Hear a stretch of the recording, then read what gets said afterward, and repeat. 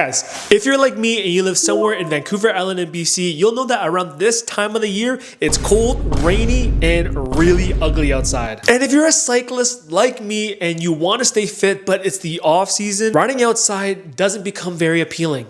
It's terrible. So you start looking into indoor cycling or something called Zwifting. And then you get hit with immediate questions like, what do I buy first? What trainer do I need? And how the heck do I actually set this entire thing up? So in today's video, I'm going to help you get started with Zwifting and how to set this whole thing up for beginners. That way you can figure out what trainer you need to buy, what accessories that you must buy. That way you can get set quickly and you can ride throughout the entire winter. All right, let's get right into it. Okay, so first things first, you obviously need a compatible Zwift machine, but the question is, which one do you buy? Well, if you watched my previous video on my indoor challenge of riding Zwift for 30 days, you'll know that I talked about 3 different Zwift machines, but it turns out there's actually 4 Zwift machines. So let's talk about each one from the cheapest to the most expensive, and I'll be making sure that I'll leave a link for every single machine. That way you can purchase it or not. So number 1, you basically have the basic trainer. And essentially it attaches to the back of your wheel. This is an excellent option for people who don't want to spend too much money. It's cheaper and it's pretty convenient to fold in your house as well. However, it does come with some cons. It doesn't give you the most realistic climbing experience, and it also ruins the tread on your tire. So if those things are kind of important to you, I would suggest looking at the next option, which is the one I have. And personally, I think it's the best deal out of all the options. So number 2 is the smart trainer. So the smart trainer is what I have currently, and instead of attaching a roller onto your back wheel, you actually detach your wheel and the machine becomes the back of your wheel instead. The chain goes onto the machine. Personally, I like this method the most because that way it doesn't take out the tread from your tires. However, again, it does have some cons. So one of the biggest cons is that obviously it costs a lot more. Retails for $1,000, well mine did, but I actually got it for like $300, so I'm sure you can find some that are cheap on Black Friday, etc. Now another big con is the setup. I found the setup really confusing, so I ended up taking it to a bike shop to help them set it up, to find the right size, to get the through axles. It's honestly a lot, but once you get it done once, you don't have to do it again. And lastly, one of the biggest cons is that if you want to take your bike off and go for a ride often, it's kind of a hassle to take the back wheel on and off. So it's not super convenient, plus the machine weighs a ton. Now, if you don't like that option, the next option might be more convenient for you if you want to be more flexible. Now, number 3 is the actual Zwift Rider from Wahoo. Now, I don't actually own this because it literally costs the same amount as buying a brand new bicycle, but the craziest part is that it doesn't have any wheels. So what are we talking about here? Now, if you've tried Zwift and you are a Zwift enthusiast, I could see this being a really good investment. And for some other reason, you just appreciate riding indoors more than you do outdoors. So the Zwift Ride Trainer does have a lot of benefits. Obviously, you never need to worry about setting your bike anymore. It has the ergonomics of a road bike. It has buttons on the handlebars. That way you can press the buttons during the virtual riding. And honestly, it just makes your Zwift experience way more seamless and enjoyable. Now again, the biggest con is that it costs over $2,000, which is really expensive for just an indoor trainer. And of course, it also takes up a lot of real estate in your home, so putting it away or storing it somewhere is going to be hard unless you have a dedicated space. But hey, at least you can take out your own bike out whenever you want. That way it's way more flexible and convenient. So yeah. Now number 4 is one that shocked me the most. I've seen it, but I totally forgot about it.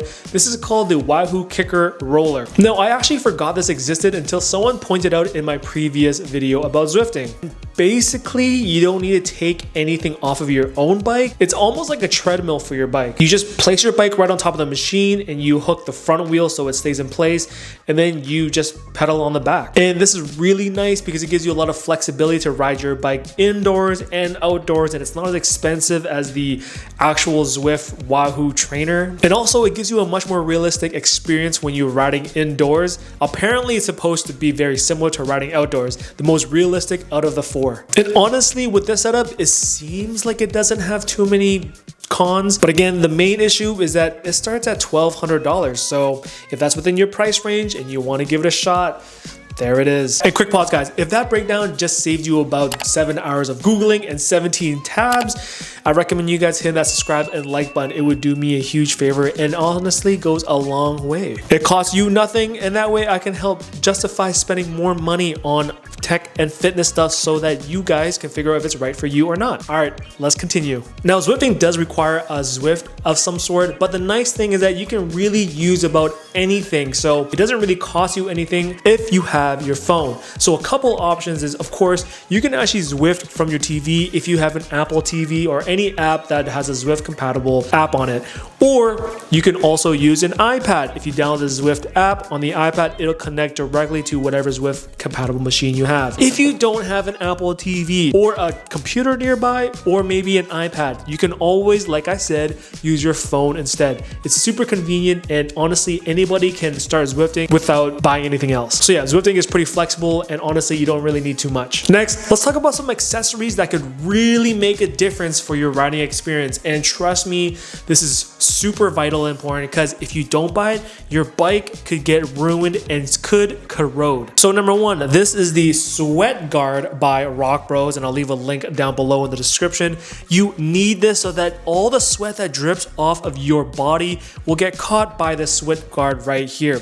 And this is really important because, like I said, your sweat is highly corrosive and it could ruin your bike frame and your handlebars. So it's really important that you keep your bike as dry as possible. So guys, trust me, it's better to drop $20 for a sweat guard than paying an extra $2,000 for a brand new bike instead. Next is a mat. You don't need to spend too much money on a mat. I would just get one so that all the sweat, doesn't fall on the floor. Now, I'm not saying you need it per se, but I would definitely recommend getting one. Just get the cheapest one. You don't need like a $40 or $50, $60 one.